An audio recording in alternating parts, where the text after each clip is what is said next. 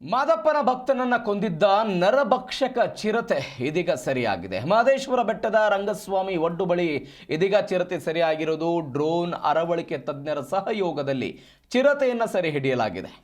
50ಕ್ಕೂ ಹೆಚ್ಚು ಅರಣ್ಯ ಇಲಾಖೆ ಸಿಬ್ಬಂದಿ ಕಾರ್ಯಾಚರಣೆ ಮಾಡಿದ್ರು. ಪ್ರವೀಣ್ ಎನ್ನುವಂತ ಒಬ್ಬ ಭಕ್ತರೊಬ್ಬರು ಪಾದಯಾತ್ರೆ ಮಾಡ್ತಾ ಮಲೆ ಮಹದೇಶ್ವರ ಬೆಟ್ಟಕ್ಕೆ ಹೋಗ್ತಾ ಇದ್ರು. ಆ ಸಂದರ್ಭದಲ್ಲಿ ಚಿರತೆ ದಾಳಿ ಮಾಡಿ ಅವರನ್ನ ಭಕ್ಷ ಮಾಡಿತ್ತು. ಅದಾದ ನಂತರ ಭಾರಿ ಆಕ್ರೋಶ ವ್ಯಕ್ತವಾಗಿತ್ತು. ಇದೀಗ ಅರಣ್ಯ ಇಲಾಖೆಯ ಸಿಬ್ಬಂದಿಯವರು ಅದನ್ನು ಸೆರೆ ಹಿಡಿದಿದ್ದಾರೆ. ಮಹದೇಶ್ವರ ಬೆಟ್ಟದ ರಂಗಸ್ವಾಮಿ ಒಡ್ಡು ಬಳಿ ಇದೀಗ ಚಿರತೆ ಸೆರೆಯಾಗಿರುವುದು. 50ಕ್ಕೂ ಹೆಚ್ಚು ಅರಣ್ಯ ಇಲಾಖೆಯ ಸಿಬ್ಬಂದಿ ಕಾರ್ಯಾಚರಣೆಯನ್ನು ಮಾಡಿದ್ದಾರೆ.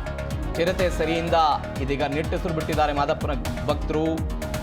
ಬೆಟ್ಟಕ್ಕೆ ಪಾದಯಾತ್ರೆ ತೆರಳುವುದಕ್ಕೆ ಇದೀಗ ನಿರ್ಬಂಧ ಮುಂದುವರೆದಿದೆ. ಕಳೆದ 3 ದಿನಗಳಿಂದ ಬೈಕು, ಸೈಕಲ್, ಅದಾದ ನಂತರ ಪಾದಯಾತ್ರೆ ಮುಖಾಂತರ ಹೋಗುವಂತಹ ಭಕ್ತರಿಗೆ ನಿರ್ಬಂಧವನ್ನು ಇಲ್ಲಿ ಮುಂದುವರಿಸಲಾಗಿತ್ತು. ಪ್ರವೀಣ್ ಅನ್ನುವಂಥವ್ರು ಆ ಪಾದಯಾತ್ರೆ ಮುಖಾಂತರ ಅವರು ಹೋಗ್ತಾ ಇದ್ರು. ಏಕಾಏಕಿಯಾಗಿ ಚಿರತೆ ದಾಳಿ ಮಾಡಿತ್ತು. ಅವರು ಮೃತಪಟ್ಟಿದ್ರು.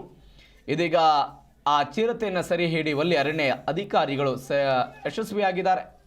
ಮಂಡ್ಯ ತಾಲೂಕಿನ ಚಿರನಹಳ್ಳಿ ಗ್ರಾಮದ ಪ್ರವೀಣ್ ಹಾಗೂ ಸ್ನೇಹಿತರು ಪಾದಯಾತ್ರೆ ಮುಖಾಂತರ ಕಳೆದ ಬುಧವಾರ ತಾಳಬೆಟ್ಟದಿಂದ ಪಾದಯಾತ್ರೆ ಹೊರಟಿದ್ರು. ಈ ಸಂದರ್ಭದಲ್ಲಿ ರಂಗಸ್ವಾಮಿ ಒಡ್ಡಿನ ಸಮೀಪ ಚಿರತೆ ದಾಳಿ ನಡೆಸಿತ್ತು.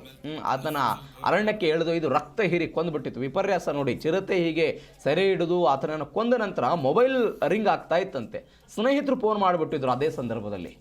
ಆ ಸಂದರ್ಭದಲ್ಲಿ ಇನ್ನೂ ಜೀವ ಹೋಗಿರಲಿಲ್ಲ. ವಿಪರೀತ ಆ ವ್ಯಕ್ತಿ ಕೂಗಾಡ್ತಾ ಇದ್ದ. ಚಿರತೆ ಆ ವ್ಯಕ್ತಿ ಮೇಲೆ ದಾಳಿ ಮಾಡಿತ್ತು. ಆ ಧ್ವನಿಯನ್ನು ಕೇಳಿ ಸ್ನೇಹಿತರಿಗೆ ಇದೆಲ್ಲ ಗೊತ್ತಾಗಿತ್ತಂತೆ.